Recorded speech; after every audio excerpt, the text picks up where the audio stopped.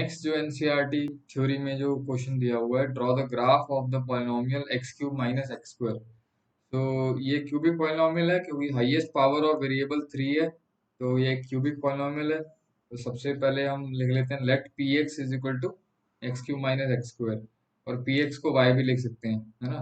तो different x की value डालते रहो और वाई निकालते रहो और एक टेबल बना लो ग्राफ बनाने से पहले, तो ग्राफ तभी बनेगा।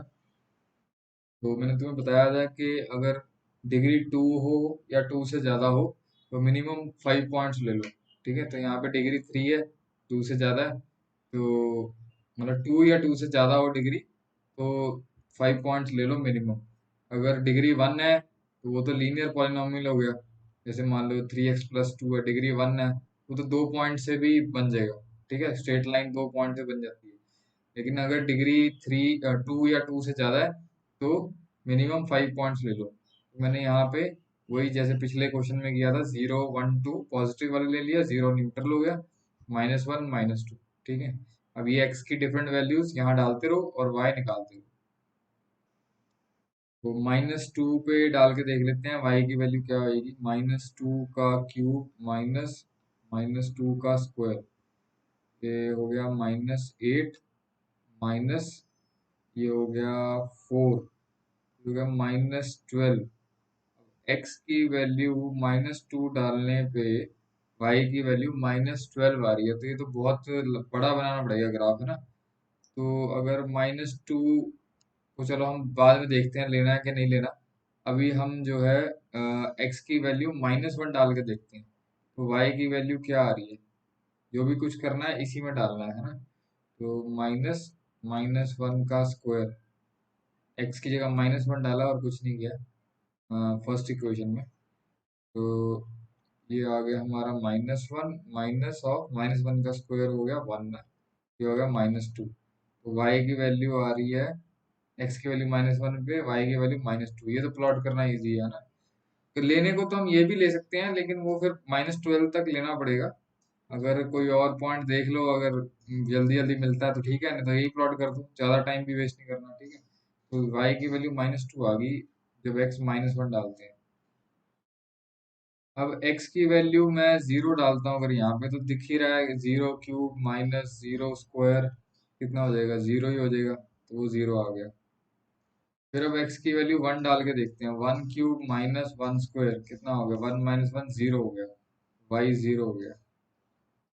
x की वैल्यू हम 2 डाल के देखते हैं, तो ये आ गया 2 cube minus 2 square, 2 to the 4 to the 8 -4 which is 4, ये y की वैल्यू आ गई 4। अगर मैं इसमें 3 एक ले लेता हूँ, नेक्स्ट इंटीजर जो है, तो कितना आएगा, 3 क्यूब माइनस 3 स्क्वायर, ये होगा 27 -9, तो ये हो जाएगा 18, तो ये आ जाएगा 18। बल्कि ये ज़्यादा बड़ा है नंबर 18 एज कम्पेयर टू जो हमारा यहाँ पे -12 वाला था वाई की वैल्यू, है ना। तो ये बनानी ज़्यादा इजी है फिर, तो फिर इसको रहने देते हैं और ये वाला पॉइंट इंक्लूड कर लेते हैं, एक्स की वैल्यू -2 पे वाई -12 वाला पे। अब ये सारे पॉइंट्स 5 पॉइंट्स हमारे बन चुके हैं, तो अब हम इसका ग्राफ बना लेते हैं।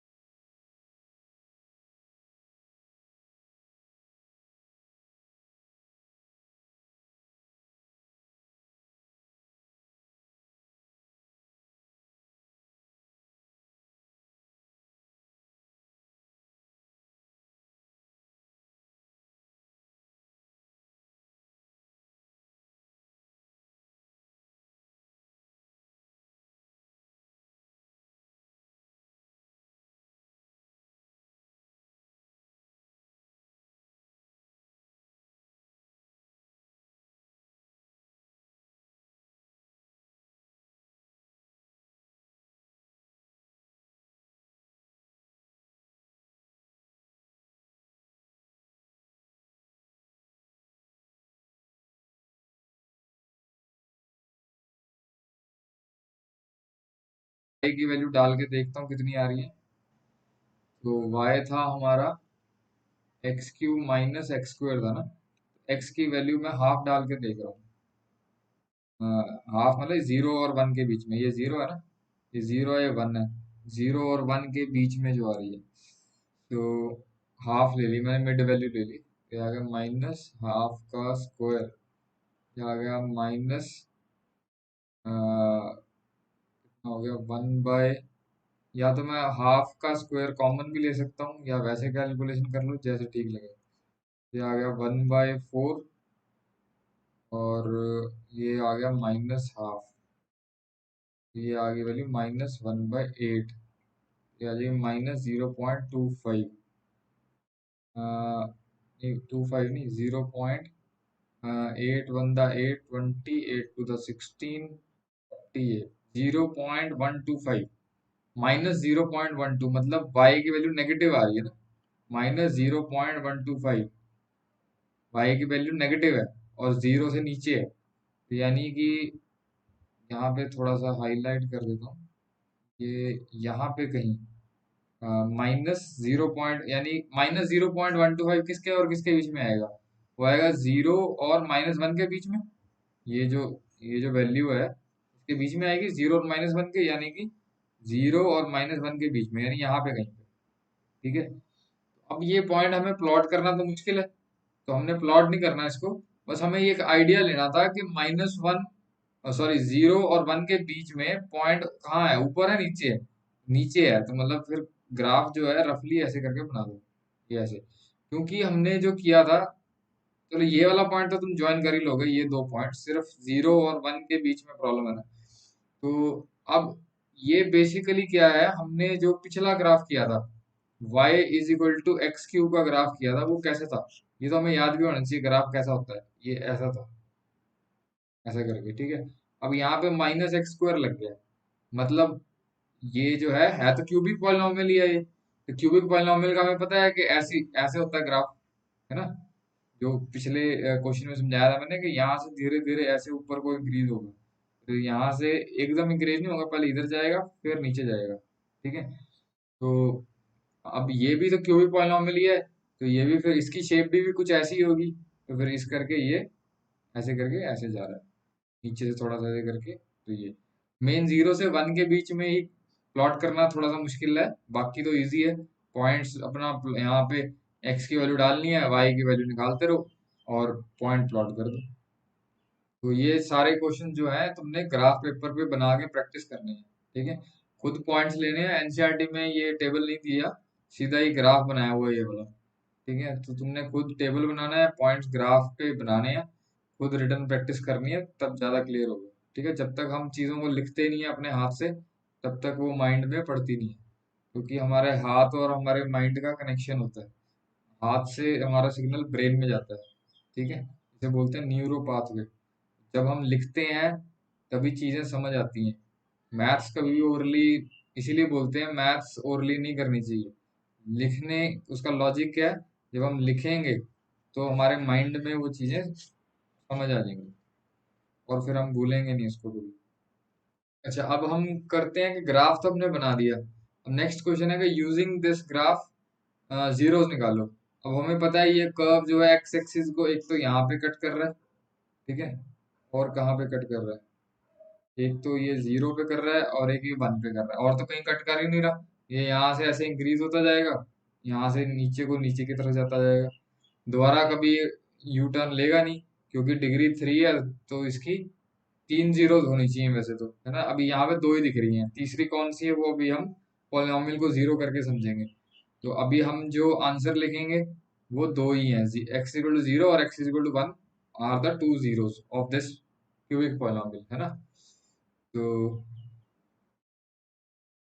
here the curve intersects the x-axis at two points, x is equal to 0 and x is equal to 1, है ना, कर्व जो है x एक्सिस को 0 और 1 पे ही इंटरसेक्ट कर रहा है और कहीं नहीं कर रहा है।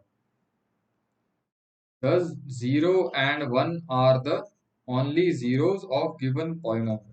ठीक है, तो हमने ग्राफ से जीरोस निकाल दी, कितनी